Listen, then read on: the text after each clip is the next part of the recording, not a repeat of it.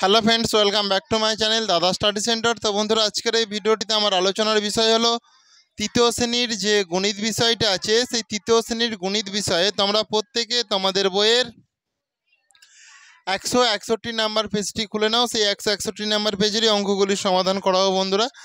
তো তোমাদেরকে বলা, তোমরা প্রত্যেকে খুব মনোযোগ সহকারে দেখো। আশা করছি তোমরা প্রত্যেকটা অঙ্কই খুব ইজিলি বুঝতে পারবে, তোমাদের কোথাও কোনো সমস্যা থাকবে না। তো দেখো, একের দাগে দেখো ভালো করে। 42 দিন, 42 দিন সমান এখানে আছে ড্যাশ সপ্তাহ, ড্যাশ সপ্তাহ। তাহলে এখানে যে 42 দিন আছে, একে আমরা কি জানি বলো? এক সপ্তাহ সমান কত দিনে এক সপ্তাহ? 7 দিনে এক সপ্তাহ। এখানে কত দিন আছে? 42 দিন। তাহলে এই 42 দিনটাকে আমি সপ্তাহে নিয়ে যেতে গেলে কি করব? 7 দিয়ে ভাগ করব। বুঝতে পেরেছো? তাহলে এখানে আমি 7 দিচ্ছি, 7 6 42। তাহলে এখানে 6 হচ্ছে তো, তাহলে এখানটা লিখে দাও। তাহলে 42 দিন সমান কত সপ্তাহ? 6 সপ্তাহ। বুঝতে পেরেছো? হয়েছে? করে নাও, প্রত্যেকে করে নাও।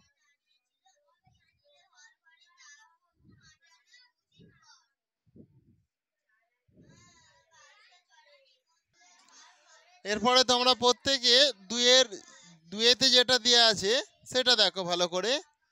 দুয়েতে বলেছে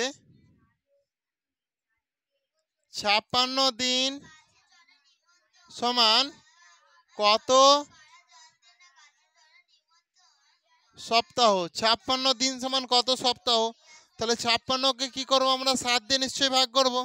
তো দেখে নাও, 7 দিয়ে ভাগ করে নিচ্ছি 56কে। 7 8 56, তাহলে 8 হচ্ছে। সেই জন্য এটা হয়ে যাবে 8 সপ্তাহ। বুঝতে পেরেছো? করো, প্রত্যেকে করো।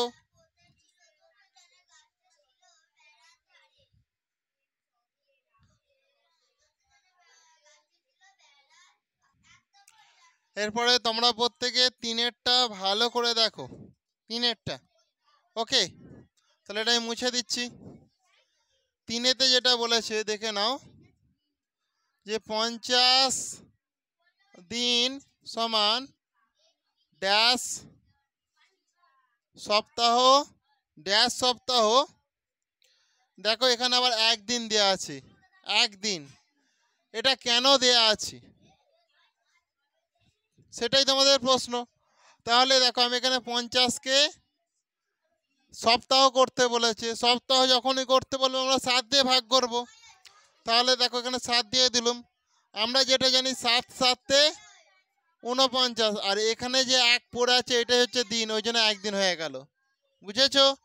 আর এখানে যেটা হয়েছে সেটা তোমার 7।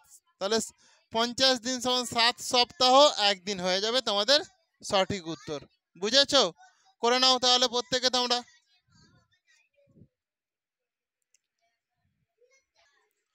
দেখো এরপর তোমরা প্রত্যেকে 4-এর দাগের অঙ্কটা ভালো করে দেখো। 4-এর দাগে, 4-এর দাগেতে আছে 30 দিন, 30 দিন, 30 দিন সমান, সেটা আমাদেরকে ভালো করে লক্ষ্য করতে হবে। তাহলে এখানটায় দেখো আমি যেটা করছি, দেখো 30 দিচ্ছি, 30 দিন তো। তাহলে এটাকে আমি সপ্তাহ করলে কত দিয়ে ভাগ করতে হবে? 7 দিয়ে। তাহলে দেখো 7 4 হয়ে যায় 28। তাহলে বিয়োগ করলে কত পড়ে আছে? 2। তাহলে এই যে দিন আছে, তাহলে এখানটাতে দিন লিখে দেবো।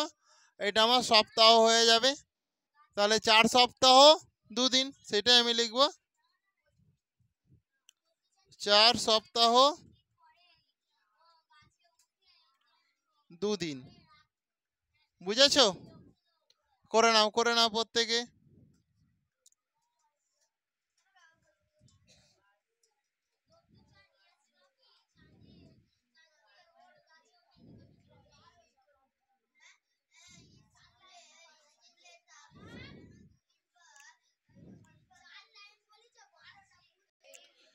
তো বন্ধুরা, এরপর তোমরা প্রত্যেকে 2-এর দাগে যে অঙ্কটা আছে এটা ভালো করে লক্ষ্য করো। দেখো এখানে 1-এর দাগেরটা করা আছে বলে আমি করাইনি, 2-এর দাগেরটা করাচ্ছি।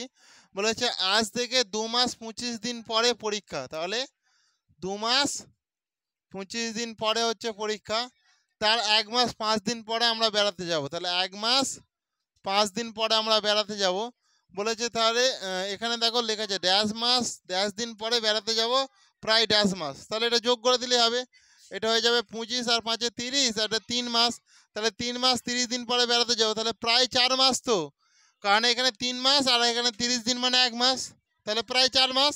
তাহলে প্রায় 4 মাস পরে বেড়াতে যাব, বুঝেছো? কারণ এখানে দেওয়াই আছে যে 1 মাস সমান 30 দিন। কারো কি অসুবিধা আছে বুঝতে? নেই তো? তো বন্ধুরা আজকের ক্লাসটা তাহলে আমি এখানেই শেষ করলাম। আর ক্লাসটি তোমাদের কেমন লাগলো তোমরা তো প্রত্যেকে কমেন্টে জানিও। আর ক্লাসটি যদি তোমাদের প্রকৃত ভালো লেগে থাকে তাহলে অবশ্যই তোমরা বেশি বেশি পরিমাণে একটু বন্ধু বান্ধবদের মধ্যে শেয়ার করে দিও। থ্যাংক ইউ বন্ধুরা, আসছি তাহলে নেক্সট ক্লাসে আবার দেখা হবে। প্রত্যেকে ভালো থেকো।